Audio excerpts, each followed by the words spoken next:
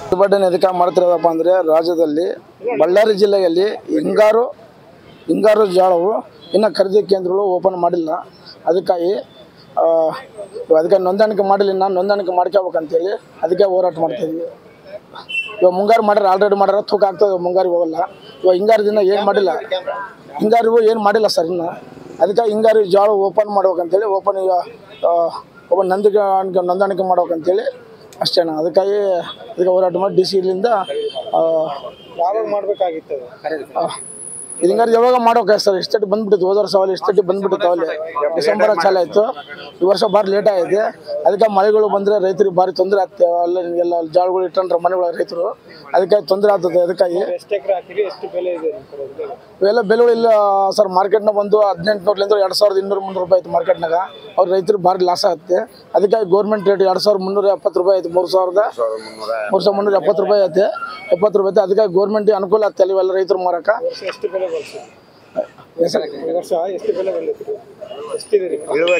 ಅದೇ ಇಳುವರಿ 20 ಕ್ವಿಂಟಲ್ ಬಂದ ಸರ್, 25 ಕ್ವಿಂಟಲ್ ಬಂದ ಸರ್ ಎಕರೆಗೆ 20 ಕ್ವಿಂಟಲ್ ಬಂದ ಸರ್. 10 ಕ್ವಿಂಟಲ್ ಅಂತ ಮಾಡಿದ್ರು ಅವಾಗ, 10 ಕ್ವಿಂಟಲ್ ಅಂತೇಳಿ 20 ಕ್ವಿಂಟಲ್ ಮಾಡಿ ಸರ್, ಏನು ಪ್ರಾಬ್ಲಮ್ ಇಲ್ಲ. 20 ಕ್ವಿಂಟಲ್ ಐತೆ. ಹಿಂಗಾರು ಅವೆಲ್ಲ ಆಯ್ತವಲ್ಲ ಆಲ್ರೆಡಿ. ಇವಾಗ ಹಿಂಗಾರು ಒಂದು ಇದು ಮಾಡೋಕೆ ಸರ್, ರೆಡಿ ಮಾಡೋಕೆ, ಇವಾಗೆಲ್ಲ ರೆಡಿ ಮಾಡಿ ಅನುಕೂಲ ಮಾಡಿಕೊಡೋಕೆ ರೈತರಿಗೆ. ಅದನ್ನು ರೈತರು ಬರೋ ಅನುಕೂಲ ಮಾಡಿಕೊಟ್ರೆ ಎಲ್ಲ ತೊಂದರೆ ಇರುತ್ತೆ ರೈತರಿಗೆ. ಎಲ್ಲ ಮಳೆಗೆ ಬರ್ತದೆ. ಈಶ್ವರಪ್ಪ, ಕನ್ನಡ ನಾಡು ರೈತ ಸಂಘ ರಾಜ್ಯಾಧ್ಯಕ್ಷ ಮೆಣಸಿನ ಈಶ್ವರಪ್ಪ.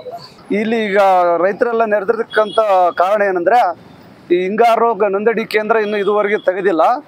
ಈ ಡಿಸೆಂಬರ್ ತಿಂಗಳಲ್ಲೇ ಕಣ ಆಗ್ಯಾವೆಲ್ಲ ಜೋಳದವು. ಈಗೆಲ್ಲ ಮನೆ ಮುಂದೆ ಹಾಕ್ಕೊಂಡ್ರೆ ರೈತರು, ಮಳೆ ಬಂದರೆಲ್ಲ ಹಾಳಾಗತ್ತೆ. ಈಗ ಇನ್ನೂ ಲೇಟ್ ಮಾಡ್ತಾ ಹೋದ್ರಿಗಿನ. ಅದಕ್ಕಾಗಿ ಶೀಘ್ರವಾಗಿ ನಮಗೆ ಹಿಂಗಾರು ಖರೀದಿ ಕೇಂದ್ರ ತೆಗೆದು ರಿಜಿಸ್ಟ್ರೇಷನ್ಗೆ ಅನುವು ಮಾಡಿಕೊಡ್ಬೇಕಂತೇಳಿ ಕೇಳಿಕೊಳ್ಳಕ್ಕೆ ಬಂದೀವಿ ನಾವು. ಇದು ಖರೀದಿ ಕೇಂದ್ರ ನಮಗೆ ಜನವರಿಯಲ್ಲಿ ಆಗಬೇಕಾಗಿತ್ತು ಸರ್. ಅದು ಈಗ ಮುಂಗಾರು ಮಾಡ್ಯಾರ ಸರ್ ಖರೀದಿ ಕೇಂದ್ರ. ಈ ಮುಂಗಾರು ಜನವರಿಗೆ ಮುಕ್ತಾಯ ಆಗ್ಬೇಕು. ಹಿಂಗಾರು ಜನವರಿ ಸ್ಟಾರ್ಟ್ ಆಗ್ಬೇಕು. ಅದು ಇನ್ನು ಈಗ ಮುಂಗಾರು ಸ್ಟಾರ್ಟ್ ಮಾಡ್ಯಾರೆ. ಮಾರ್ಚ್ 8ನೇ ತಾರೀಕು ಸ್ಟಾರ್ಟ್ ಮಾಡ್ಯಾರೆ ಮುಂಗಾರು. 2 ತಿಂಗಳು ಮನವಿ ಕೊಟ್ಕೊಂತ ಬಂದೀವಿ ಸರ್. ಇದು 4ನೇ ಸರಿ ಸರ್ ಮನವಿ ಕೊಡೋದು. ಸರ್ಕಾರಕ್ಕೆ 4ನೇ ಸಾರಿ ಮನವಿ ಕೊಡ್ತಾ ಇದೀವಿ.